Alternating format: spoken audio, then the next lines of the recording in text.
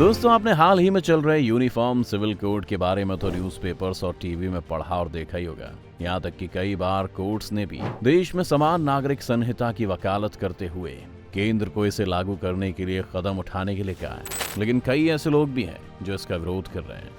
तो अगर आप भी उनमें से जो इस लॉ को लेकर कंफ्यूज हैं तो बने रहिए हमारे साथ इस वीडियो के अंत तक, क्योंकि आज हम विस्तार से बताएंगे कि आखिर यूनिफॉर्म सिविल कोड है क्या और क्या भारत में इसे लागू करने पर देश में समानता देखने को मिलेगी या नहीं, या फिर इससे सांप्रदायिक तनाव देखने को मिलेगा।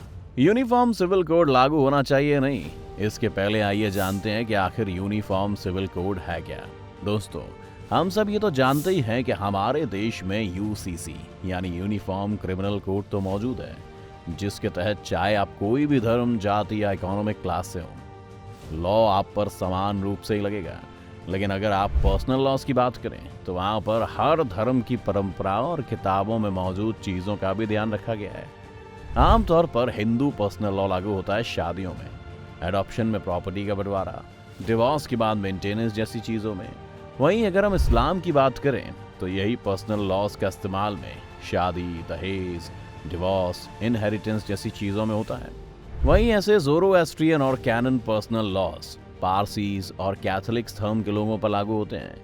आज जहां शरीयत लॉ, हिंदू कोड बिल जैसे लॉज के तहत अलग अलग धर्मों के लोगों पर अलग अलग लॉ के मुताबिक चीज़ें होती हैं, वहीं यूनिफॉर्म सिविल कोड के आने से पूरे देश में एक ही कानून सभी धर्मों पर लागू होगा, जिससे सभी को समान रूप से देखा जाएगा और सभी पर एक ही कानून लागू होगा। यानी आसान भाषा में कहें तो एक देश एक कानून। इनफैक्ट अगर हम हमारे संविधान में मौजूद आर्टिकल 44 पर गौर करें तो उसके मुताबिक सरकार को कोशिश करनी चाहिए कि पूरे देश में नागरिकों को एक समान कानून मिले। ये उम्मीद की गई थी कि जब राष्ट्र एक हो जाएगा तो यूनिफॉर्म सिविल कोड अस्तित्व में आएगा।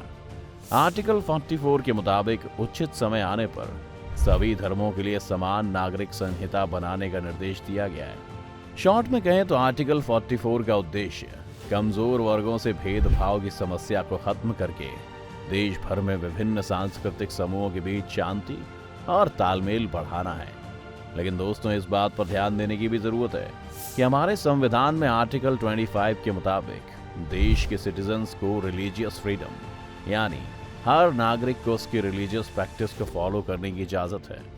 अब आप में से कई लोग ये सोच रहे होंगे कि जब हमारा संविधान बनाया गया तब ही क्यों यूनिफॉर्म सिविल कोड को फंडामेंटल राइट्स के अंदर शामिल नहीं किया गया, यानी एक ही कानून का हक देश के सभी नागरिकों को क्यों नहीं दिया गया। दरअसल इस पर वोटिंग की गई थी, लेकिन वोटिंग के बाद इस बात को खारिज कर दिया गया कि यूनिफॉर्म सिविल कोड को फंडामेंटल राइट में शामिल कर देना चाहिए। इसलिए right to freedom of religion uniform civil code से ऊपर आता है। लेकिन दोस्तों, अगर आप इतिहास के पन्नों को खोल कर देखें तो आप पाएंगे कि समय के साथ हिंदू कोड बिल्स पास होने की वजह से हिंदू पर्सनल लॉज में भी मॉडर्नाइजेशन हुआ है, लेकिन बाकी पर्सनल लॉज में मॉडर्नाइजेशन देखने को नहीं मिला। आइए जानते हैं कि क्यों यूनिफॉर्म सिविल कोड की जरूरत है। अगर यूनिफॉर्म सिविल कोड की बात करें तो मशहूर शाह बानो केस का जिक्र करना हम कैसे भूल सकते हैं। मशहूर 1985 के शाह बानो केस की बात करें तो हम सभी ये तो जानते हैं कि कैसे उसके पति मोहम्मद अहमद खान ने ट्रिपल तलाक देकर उसे बेघर कर दिया था और साथ ही उसे मुआवजा देने से भी इनकार कर दिया था। लेकिन शाह बानो ने भी हार नहीं मानी और एक लंबी लड़ाई लड़कर उसने अपना हक लिया। वहीं सुप्रीम कोर्ट के कुछ सालों पहले किए गए इस फैसले ने मुस्लिम औरतों को ट्रिपल तलाक से बचाया। इनफैक्ट स्टडीज की माने तो ट्रिपल तलाक के बैन होने के बाद मुस्लिम परिवारों में डिवोर्स रेट्स भी काफी कम हो गए हैं। तो इसकी कितनी जरूरत है ये तो अब आप समझ ही गए होंगे। ऐसे में अगर यूनिफॉर्म सिविल कोड लागू होता है तो शादी, तलाक, गोद लेना और जायदाद के बंटवारे में सबके लिए एक जैसा कानून होगा, फिर चाहे वो किसी भी धर्म का क्यों ना हो। दूसरी बात यह है कि अलग अलग धर्मों के अलग अलग कानून की वजह से न्यायपालिका पर बोझ पड़ता है। यूनिफॉर्म सिविल कोड लागू होने से इस परेशानी से छुटकारा मिलेगा और अदालतों में सालों से चल रहे मामलों के फैसले भी जल्दी होंगे। इतना ही नहीं, यूनिफॉर्म सिविल कोड से मान्यता में समानता आएगी, जिससे राष्ट्रीय एकता को मजबूती मिलेगी। साथ ही देश में हर भारतीय पर एक समान कानून लागू होने से हो सकता है कि देश की राजनीति में भी सुधार की उम्मीद जग जाएगी। और जब कोर्ट इसकी वकालत कर रहा है तो ऐसे में हमें इसके सभी पहलुओं को जानने की जरूरत है। समान नागरिक संहिता यानी यूनिफॉर्म सिविल कोड का मतलब धर्म और वर्ग आदि से ऊपर उठकर पूरे देश में एक समान कानून लागू करने से होता है। अब आइए जानते हैं कि इसको लागू करने से अलग अलग जाति समूह के धर्म के लोगों को क्या फायदा होगा। सबसे पहले बात करते हैं लैंगिक न्याय की, यानी कि जेंडर जस्टिस की। हम सब ये जानते हैं कि आज हमारे समाज में महिलाओं के अपलिफ्टमेंट के लिए काफी प्रयास किए जा रहे हैं, लेकिन फिर भी देश में शाह बानो जैसे केसेस ये दर्शाते हैं कि महिलाओं के साथ आज भी समाज में अन्याय हो रहा है। ऐसे में अगर समान नागरिक संहिता को लागू किया जाता है तो वर्तमान में मौजूद सभी व्यक्तिगत कानून यानी पर्सनल लॉ समाप्त हो जाएंगे, जिससे उन कानूनों में मौजूद जेंडर इनजस्टिस की समस्या से भी निपटा जा सकेगा। इस कानून को लागू करने से सिर्फ महिलाओं को ही नहीं बल्कि रिलीजियस माइनॉरिटीज में मौजूद सभी लोगों को सामाजिक सुरक्षा मिलेगी और इससे देश में राष्ट्रवादी भावना को भी बल मिलेगा। लेकिन दोस्तों, हर सिक्के के दो पहलू होते हैं। अगर ये इसके कुछ सकारात्मक पहलू हैं तो कई वर्ग इसके खिलाफ इसलिए हैं क्योंकि उन्हें लगता है कि इससे उन पर नकारात्मक प्रभाव पड़ेगा। जैसे कि समान नागरिकता संहिता के विरोध करने वालों का कहना है कि ये सभी धर्मों पर हिंदू कानून को लागू करने जैसा है। साथ ही विरोध करने वालों का ये भी कहना है कि सेक्युलर देश में पर्सनल लॉ में दखल अंदाजी नहीं होनी चाहिए। समान नागरिक संहिता बने तो धार्मिक स्वतंत्रता का ध्यान रखना काफी जरूरी है।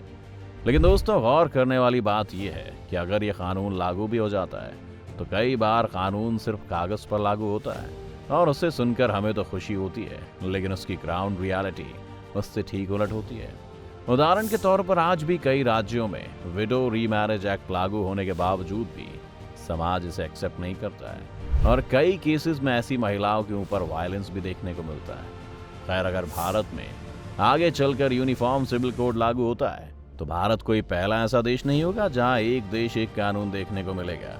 कई देश जैसे America, Ireland, Pakistan, Bangladesh, Malaysia, तुर्की, इंडोनेशिया, सूडान और इजिप्ट ने यूनिफॉर्म सिविल कोड को लागू किया है। वैसे क्या आप जानते हैं कि हमारे भारत में ही सिर्फ एकमात्र ऐसी जगह है जहां यूसीसी लागू है?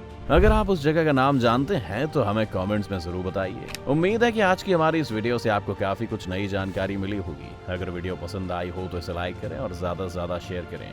साथ ही हमारे चैनल को सब्सक्राइब कर नोटिफिकेशन बटन ऑन कर लीजिए। वीडियो को अंत तक देखने के लिए आपका बहुत बहुत शुक्रिया। हम जल्दी हाजिर होंगे एक और नई वीडियो के साथ। अगले वीडियो तक take care and be happy.